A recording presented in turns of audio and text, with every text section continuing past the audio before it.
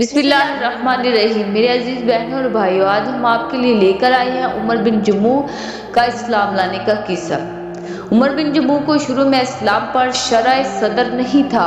بیٹا مسلمان ہو گیا، اس نے کہا کہ میں اپنے بتوں کو نہیں چھوڑ سکتا۔ بیٹا رات کو آیا، بتوں کو اٹھا کر باہر کچرے میں ڈال دیا۔ جب صبح اٹھے تو دیکھا تو خدا غائب ہے۔ ادھر ادھر دیکھا، تلاش میں باہر نکل گیا تو کیا دیکھتا ہے کہ ان کا خدا کوڑے کے ڈھیر میں پڑا ہوا ہے۔ ہائے میرے خدا، تیرے ساتھ کس نے یہ سلوک کیا؟ کہنے لگے، ہائے میرے خدا، تیرے ساتھ کس نے یہ سلوک کیا؟ اگر مجھے پتہ چل جائے تو میں اس کی گردن اٹھا کر لائی، نہلا دھلا کر پھر گھر میں رکھ کر عبادت شروع کر دی۔ اگلی رات بیٹے نے پھر اٹھا کر باہر پھینک دیا۔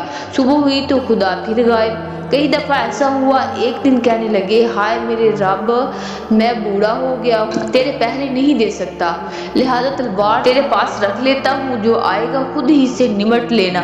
اپنی تلوار اپنے خدا کے سامنے رکھ دی اور خود جا کے سو گیا۔ یہ 70 سال کا بوڑھا تھا۔ جب بیٹے نے رات کو آ کر دیکھا تو تلوار ساتھ پڑی ہے۔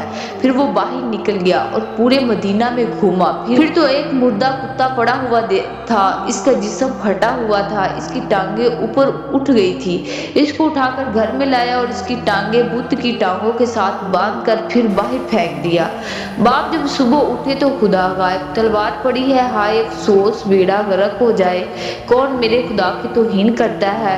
باہر پھرتے پھرتے دیکھا تو کتے کے ساتھ ٹانگیں باندھی پڑی ہیں۔ ارے تیری عقل کا لعنت، اگر یہ خدا ہوتا تو کتے کے ساتھ ٹانگیں نہ باندھتا۔ پھر اسلام پر شرح صدر ہو گیا۔ اسی حالت پہ 70 سال گزر گئے اور کلمہ پڑھ کے نبی صلی اللہ علیہ وسلم کے ساتھ صرف 1 سال گزارا۔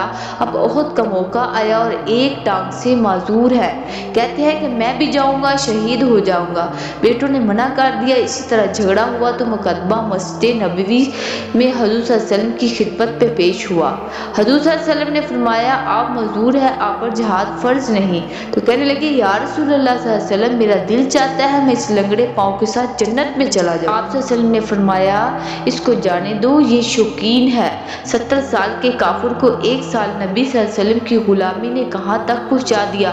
احد کی جنگ میں شہید ہو گئے۔ آپ صلی اللہ علیہ وسلم کا اس کی لاش پر گزر ہوا تو آپ صلی اللہ علیہ وسلم نے فرمایا، میں اس کو جنت کی زمین کو رونتے ہوئے دیکھ رہا ہوں، لیکن لنگڑے پاؤں کے ساتھ نہیں بلکہ ہی پاؤں کے ساتھ۔